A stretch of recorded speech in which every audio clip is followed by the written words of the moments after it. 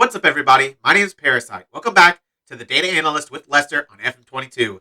Today is the last episode of the Data Analyst. We will be playing our final game in the Data Analyst, and it's going to be against Tottenham. It's been a good season. We are in 5th place. We technically can drop to 6th, but we have Aston Villa have a game in hand, so they'll play 2 more games. We'll have 1 more. If we lose and Aston Villa win both, we would both be on 69 points. They would need a pretty drastic change in goal difference for that to happen. We have plus 29. They have plus 17. I don't think that's going to happen. We also could jump up and go over Man City for the 4th spot in Champions League football, but I also don't expect that to happen. Man City are playing West Ham, who are 14th and have nothing to play for. And they're Man City with 71 points, so I don't think they're going to drop points against West Ham. If they do, we have a chance. You have a better goal difference, so if they draw, we would go above them if we win. So that's pretty huge, but I'm not going to expect that. I'm just going to expect Europa League football. I'll be happy with anything else we get. So we should be getting Europa League. That's good. But we're actually playing pretty well. So we're actually in really good form. Really good goal-scoring form. As we have scored in the last 4 matches, 4, 3, 2, and 5 goals against Brighton. 3 of which actually were coming off after a sending off. Which, okay. But we were already 2-0 up at that point. And Jamie Vardy just went and scored 4. He hit a hat trick at the end of the first half. Literally at the very end of the first half. End of stoppage time of the first half. He gets a penalty to get his hat trick. Scores a 4th in the 60 just because he wanted 1 more. He has scored 6 goals in the last 2 matches. He scored both goals against Aston Villa. But yeah, so Jamie Vardy's playing well. He has been a real difference maker for us recently, which had struggled with earlier on in the season. Like this stretch, we really struggled on Jamie Vardy being a consistent impact. He'd get a goal every now and then, but he wasn't dominating like these last 2 matches. But today we'll be playing Tottenham. They're going to be playing their 4-3-3. I'm pretty sure they played this all season. Last time we played them, they played their 4-3-3. We played our 4-4-2, and we beat them 2-1. And they scored in the 91st minute. We were the much better team. Had the possession, had the chances, had the XG, had the half chances. No clear-cut chances, but neither did they. They didn't have a single chance. Defensively, we must have played really well. Vestergaard and Evans played at center back. Daka got 2 goals. Edwards played really well, got a goal. But with how our recent form has been, I can't switch back to the 4-4-2. I have to go with what works. And what's working right now is our 4-3-3 with 3 strikers. Our 3 strikers are in amazing form. 7.82, 7.76, 7.76. Tell me how I drop one of those guys. Can't happen. None of them can really play on the wings. Like, Higginbotham could play attacking midfield, but I'd rather him play a striker. I mean, what's the difference between playing a 4-1-2-1-2 to a 4-1-2-3? Not that big. Vardy coming deep. So I'm going to play all 3 strikers. This is what I played last match, too, against Brighton, and we got 5 goals. So I might change up the personnel a little bit, but yeah, I think I'm going to go with the exact same thing. They have a playmaker, I believe, on the left side. So we need our right-sided player to be... do I go with... Okay, this is the question. Do I go with the roaming playmaker, and do I play the counterattack? Or do I play our more attacking, which is what I've got right now, our more attacking system, where we're just playing a balanced mentality, but all these run at defense, higher tempo, standard passing, counter press, higher defensive line. This is what I like to run when we should be equal or better than the opposition. Usually better. So I think I'm going to run this again. I've got the counter-attacking tactic up here in case we need it. So I'm actually going to switch Madison from a roaming playmaker to... I'm going to play him and Sumari, I believe, because Sumari's been in great form. I'm actually going to move Madison over here and put Sumari as a box-to-box midfielder. I think he can do that role really well. He can be the more defensive player to deal with their playmaker. Madison gets a little freedom as the Mazzala. Wingbacks on support. I'm okay with that. If it was a smaller team, I'd go on attack, but it's still Tottenham, so... in terms of personnel, I think I'm bringing James Justin back in. I would have brought in Ricardo Pereira. He's actually back. He had a couple matches where he was suspended. But his last 5 have been a 6.56. So I'm going to put him on the bench over Castagne just because I trust him a little bit more. In his last match, he actually played decently well. He put in a 7.1. So I don't know. I just don't think it's right to start him. I mean, Justin's in good form, playing well. Johnny Ricardo's just, yeah, I think we'll go with this. I think this is the squad I'm going to go with almost exactly. Probably exactly this squad. I don't think there's anyone else I really want to bring in. Yuri Tielemans has dropped because he's just not a good player. 6.88 on the season. One of the lowest in the team. Like, if we look at starters, Wilfred Ndidi 6.87 is the only starter that's below him. Yeah, Schmeichel's above him. James Justin. Even if you go to Ricardo Pereira, he's above him, 7.02. If you include Johnny Evans as a starter, he's a little bit lower, but Bertrand's definitely not a starter, and he's awful. Mendy's even been better. Dewsbury Hall's been better. Harvey Barnes, Marcus Edwards. Jose Perez hasn't played a whole lot, but I mean, there's like no starters down here. Albright's even been better. Like, everyone has been better than Yuri Tielemans. I'm very disappointed in Yuri. I thought he was going to be really good for us, but he's been a huge disappointment. So he's not going to start. Sumari's playing well. He's going to start. I think that's it. I think that's the team I'm going to go with. I think that's the tactic I'm going to go with. I'm not going to. Do I make any? I don't think I make any changes. It played really well against Brighton, so I think it makes sense against this Tottenham team to go with 3 strikers to kind of overload their 2 center backs. We've got the 2 in midfield to handle Højbjerg and Celso. They're playing in winger and inverted winger. I think our back 4 can handle that. So I don't see any issues. I mean, we might get beat a little bit in terms of overlapping on the wings, but I'm willing to take that to have our advantage going forward. So, yeah, that's what I'm going to run. Mark the playmaker, but that's the only change I'm going to make. So I'll see you in 8 days for the Tottenham match. Let's see if we end this off with a win. We end this season at home. What more could we ask for? The fans have been brilliant for us all season long. Go out there, give them a performance to cheer for. Luke, Wilfred, Jamie, I trust you to make the difference tonight. Go out there and make me proud. Your team are still in the running for continental qualification, but you'll need a favor from West Ham. Are you all at all anxious about the motivation against Man City on Sunday, given that they have nothing to play for themselves?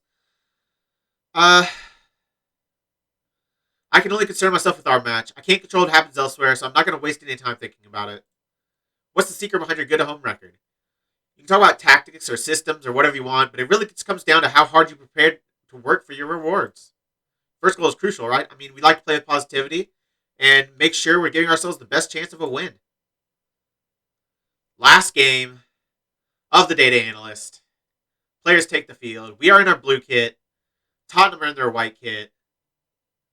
Finish it at home. I'm super happy to be able to finish this at home. It just feels right. Hopefully, West Ham can do us a favor against Man City. They're right there. Still 0-0 after 21 minutes. But we need to win too. Their result means nothing if we don't win. We have to win. So, I mean, we got to go for this. That's a good start. Jamie Vardy at the back post. It looked like the entire defense fell asleep. They let Jamie Vardy get on the end of a cross at the back post unopposed. That was one of the easiest goals Jamie Vardy's ever going to score. Look at their defense. Just tragically bad. No one is marking Jamie Vardy. That is horrific defending. Now I kind of understand why they're out of the Champions League spots or the Europa League spots. They're not going to get Europe next year. Neither might Chelsea. Actually, no, they can't. Chelsea and Tottenham cannot get Europe. Wow. Chelsea's got to fire the manager, right? I don't know who they have at this point, but he's got to be fired, right? Can't lose out on European football with Chelsea. Tottenham, a little bit understandable. But Chelsea, no way. Good first half, though. 8 shots, 4 on target, better possession, better XG. We've not dominated, but we've done what we needed to do. We got the goal we needed. Jamie Vardy continued his hot goal-scoring form. And now it's time for halftime. A good first 45 minutes. Now we need more of the same in the second half. Another good 45 minutes. Hard work. Execution. Don't get complacent out there. Tottenham, we know they're a good team. We know they can beat us on their day. But we know we're better. So go out there and show the world why we are. Don't get complacent. Play to your ability every single second you're on that pitch. Let's go. Let's win a football match. We have a highlight here in the 49th minute. It's going to start with our throw-in. So we got two center backs in the box. We've also got Daka. Justin on the edge. Did that hit Jamie? I think that hit Jamie. And he might have been offside. I don't know if Jamie had to interfere there. Like, that might have been going for the top corner no matter what. Please be onside. I knew it. I think Jamie was offside. I think it hit Jamie Vardy on the way through. No. Pass it Daka. Didn't touch the ball. Not in the way of the goalkeeper. That is a horrific call. Wait a sec. That is an awful call. He was not in the way of the goalkeeper whatsoever. He might have been offside, but he didn't interfere with the play at all. I don't think that's it, right? This is after. Yeah, this is after. Where is that throw-in? Is this it? No, that's what gets the free kick. How far back do we have to go? Did I miss it? I don't know. We're gonna go live. I don't think that should be called. Like, he was offside, but he was not interfering whatsoever. Goalkeeper had a clean side of the ball. It actually don't think it hit Jamie Vardy. I think it just went straight in. And we should be up 2-0 right now. That is frustrating. Madison gets a yellow, but they're going to have a free kick in a dangerous area. I mean, they score now. Celso, unmarked. We should be winning this match. We should be 2-1 up. But they have robbed us. The officials have robbed us of that. Now they score. Bring it back 1-1. We need to score again. We have to score again. We have to just keep scoring until they can't disallow them anymore. That's all we can do. Let's demand more from the team. Justin's played well, which kind of justifies my position of putting him in over Ricardo Pereira. Kelechi's had a poor game. I don't really have any other options. Jose Perez is a very bad footballer. Any changes I can make? Am I taking Didi off? Maybe. I think I'm going to bring on Yuri Tielemans and play him as a playmaker. I know he's not being good, but we need a little bit more creativity out there. Alright, it's the only change we'll make so far. I might end up taking Ahia Nacho off and putting on Marcus Edwards on the right wing. Or I could put Marcus Edwards up top, really. I think he could be a striker. Screw it, I'm doing it. Marcus Edwards has been great for us this season. Kelechi's not having a good game. Marcus Edwards. You're learning how to play striker now. Do I do that or do I put him on the wing? I mean, look at his numbers. Like, as an advanced forward, he is amazing. Like, I'm playing him as an advanced forward just because he's so good at that role. Might not know the position, but he is so good at that role. Aston Villa are actually jumped by Arsenal right now. Man City are winning, it looks like. 3-0, so yeah. Champions League is over. We have nothing to play for now. We can't get fourth. We're not going to drop from fifth. We end up in fifth place. Knowing that, I'm going to play him as an advanced forward. Have some fun out there. Play a little bit of advanced forward, Marcus. Who else do I want to bring on just for the last couple minutes of this game? Is there anyone on the bench that's been a huge servant to this team? I mean, Harvey Barnes has been great. Ricardo Pereira. Johnny Evans, maybe. He hasn't been good, but he is a pretty legendary member of Leicester team that last 4 years he's played really well for him. Played a lot for them, too. Maybe Ricardo. I think Ricardo Pereira, just because he's been our starting right back all season long. He's been pretty good for most of the season. Let's bring him on. Justin, youngster, he's going to have plenty of football ahead of him. Ricardo's a little bit older. I think that's our last sub. Yep. Let's go. Let's sit in this match. See if we can get a win to finish it off. But like I said, we have nothing to play for now. Players probably know it too. I thought maybe we'd have a chance, but yeah, West Ham aren't that good. Marcus Edwards as a striker. If he scores, I'm a genius. Okay, he missed, but I think I'm still a genius because he was in a great spot.